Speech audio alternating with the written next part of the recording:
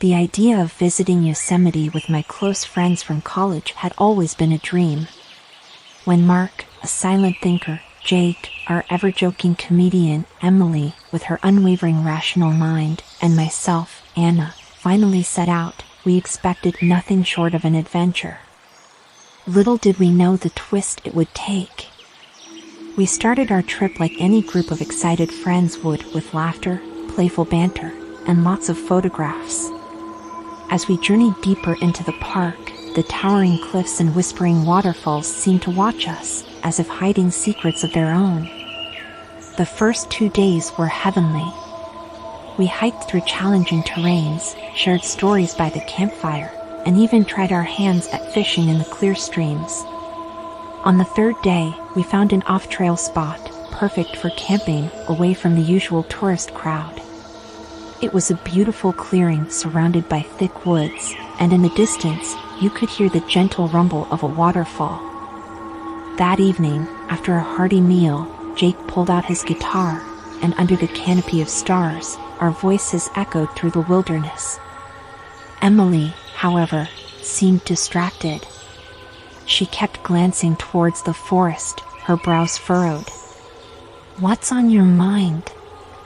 I asked. "It's probably nothing," she hesitated, "but I thought I saw someone watching us from between the trees." "It's silly, I know." Mark chuckled. "It's just the woods playing tricks on your city-tuned mind."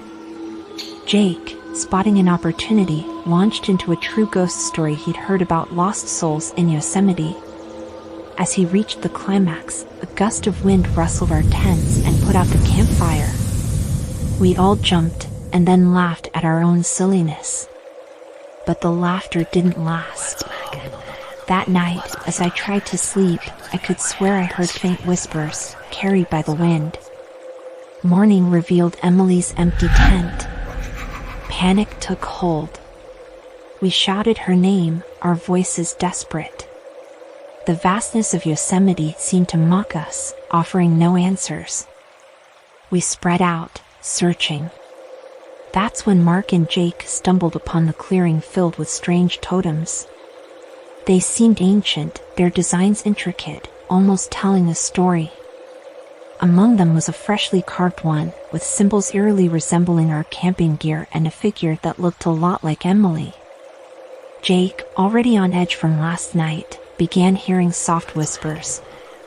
At first, we thought it was stress, but then I heard them too, a mix of Emily's voice with something deeper, more ancient. It beckoned, lured, and promised answers. That evening, back at camp, we decided to spend one last night in hopes Emily would return. But as darkness enveloped, the temperature dropped unusually low. Our campfire flickered as if struggling against an unseen force. Jake's demeanor changed further. He seemed to be in a constant conversation with someone we couldn't see. He'd whisper, nod, and occasionally laugh. Mark and I exchanged worried glances. Midnight approached. Jake stood up, his eyes vacant. He started walking towards the forest, drawn to something. Mark and I followed closely, our flashlights revealing a path that wasn't there before. It led us to the totem clearing. There, bathed in moonlight, stood Jake and, to our horror, a shadowy figure resembling Emily. They both swayed, as if to a silent tune. The totems around pulsed with an unnatural glow. Frozen in fear, Mark and I could only watch as Jake joined the shadow, their forms slowly becoming indistinct, blending with the night. Dawn broke, revealing an empty clearing. No Jake, no shadow, and the totems looked just like regular pieces of wood. Mark and I, shattered and confused, reported everything. Search parties were dispatched, but they found no trace. The rangers, while sympathetic, mentioned that such tales were not uncommon, hinting at both supernatural occurrences and unsavory individuals preying in the vast wilderness. Back home, a semblance of normalcy returned.